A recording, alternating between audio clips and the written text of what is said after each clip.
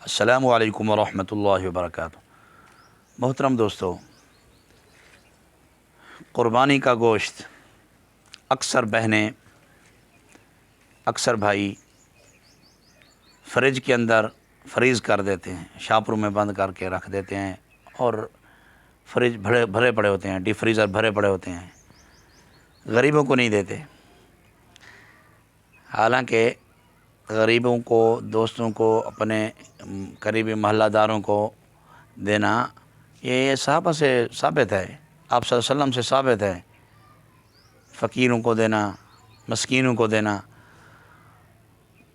آپ کو میں ایک بات اور بتاؤں، آپ سب دوست میری اس بات سے اتفاق کریں گے، جو بہنیں، جو بھائی گوشت رکھ لیتے ہیں سارے کا سارا، منع نہیں ہے، بے شک رکھ سکتے ہیں۔ میں طبی والے سے بات کرنا چاہتا ہوں۔ اکثر اوقات ہم میڈیا پر دیکھتے ہیں، بجلی چلی جانے کی وجہ سے یا کسی بھی وجہ سے پڑا گوشت فریج میں خراب ہو جاتا ہے، کیڑے پڑ جاتے ہیں، یا ویسے بھی جو 2-3 ماہ یا 1 ماہ گوشت پڑا رہے تو وہ غذائیات چھوڑ جاتا ہے۔ اس کے اندر جو اللہ تبارک و تعالی نے گوشت میں طاقت رکھی ہے وہ فریج میں فریز کرنے سے ختم ہو جاتی ہے۔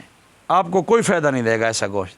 اگر آپ اس گوشت سے فائدہ صحیح طور پر اٹھانا چاہتے ہیں تو آپ اس گوشت کو فریز نہ کریں، بلکہ اس گوشت کو آپ اس کو ہوا لگائیں، ٹھیک ہے جی۔ اس کو آپ بڑے برتن میں رکھیں، آگ کا چولہا ہو جلائیں، اس کے اوپر بڑے برتن میں رکھیں تو ہلکا سا نمک ڈال دیں۔ جب یہ اچھی طرح بھن جائے، گل جائے، ہلکا سا پانی بھی ڈالیں۔ پانی جب ختم ہو جائے تو اسے اچھی طرح سوڑ کر، اچھی طرح بنا کر آپ پھر اس کے ہار بنائیں۔ اسے دھوپ میں سکھائیں، 10-15 دن 20 دن دھوپ میں ہار بنا کر سکھائیں۔ سوکھا جو گوشت ہوگا وہ عمدہ ہوگا، ٹھیک ہے جی۔ قدرتی طور پر جس طرح ہم جڑی بوٹیوں کو سکھاتے ہیں، پھر آپ سوکھے گوشت کو سال تک بھی گھر میں پڑا رہے، ڈبوں میں محفوظ، خراب نہیں ہوتا ہے، 1.5 سال تک پڑا رہے خراب نہیں ہوتا ہے۔ اور گوشت کو سکھانا بھی صحابہ سے ثابت ہے۔ سوکھا گوشت، سڑا ہوا گوشت، نمکین گوشت خراب نہیں ہوتا ہے، نمک لگا ہوا گوشت۔ تو اس گوشت کو آپ پھر بعد میں پکا بھی سکتے ہیں، بالکل اس کی غذائیت برقرار رہے گی۔